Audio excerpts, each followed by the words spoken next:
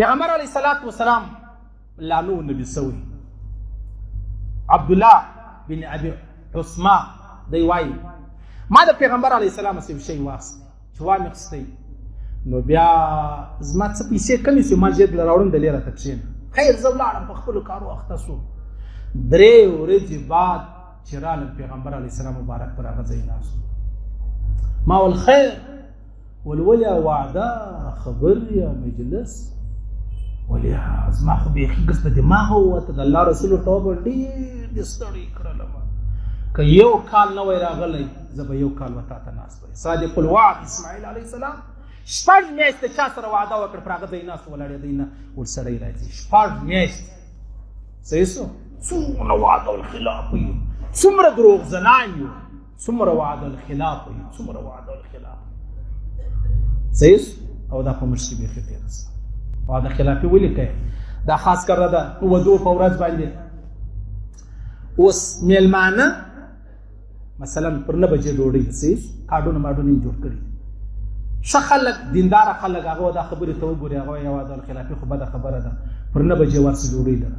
شادي حال والا پر 12 بجې ډوډۍ ورکړي ولې یا خو دې دا ستا خبره ده تا چې کار جوړ کړی دا درواغ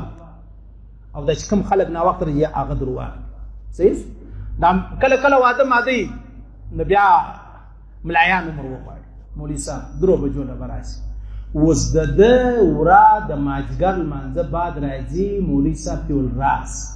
مولوي صاحب خو د خدای بیچاره دی د پیغمبر علیه السلام حدیث هم په نظر کې دی او خپل کور هم په فکر کې دی چې خدای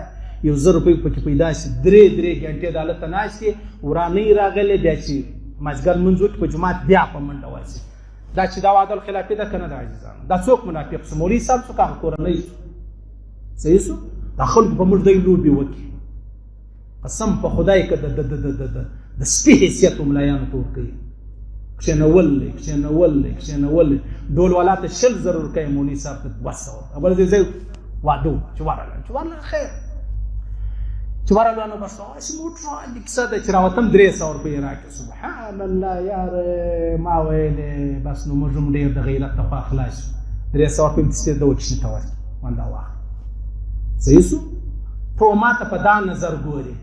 یعنې ستا په فکر زه د 300 روپۍ حیثیت لرم زه نه هر علم هر لا او ستا په فکر کې ډول والا کوم حیثیت لري صحیح شو دا زموږ حال هغه ورځ بیا بل سړی راغی مولوي صاحب زوی واده دی که کوزه ده ما ورته ویل زما سره ملایان ستا هغه به درسره ولې ته ما ورته زه آیفون یم زما خرچه ډېره زیاته سر خلاصوه اول ځه صحیح ده نو ما ته راسه 1500 روپۍ ورکوې نیمه ورځ به دا ملا ستا سره خواري کور یې ودان ماشاءالله کور یې ودان پر دې عقل سر یې خلاص کړي په دې خبره باندې خلک و دې علماو ته دومره په کم نظر ګوري او چې ګوري 3 غنټې مخکې راغواړي واذا وعد اخلفه بخاري شریف حدیث دی وعده خلافي کوي صحیح شو کوی که نه کوو ګفتې کوو د خیر سره ټوله په دا دنده باندې اخته